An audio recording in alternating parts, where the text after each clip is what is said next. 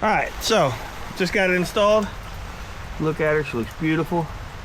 Now, because it's stainless steel, before you fire it up, you want to take some acetone. You can get it at Home Depot. You want to clean it off. Reason being, see the oil? You turn this on, it'll look like that forever, and it'll look terrible. So you want to get some acetone. You want to clean. We've got it cleaned off, looking beautiful.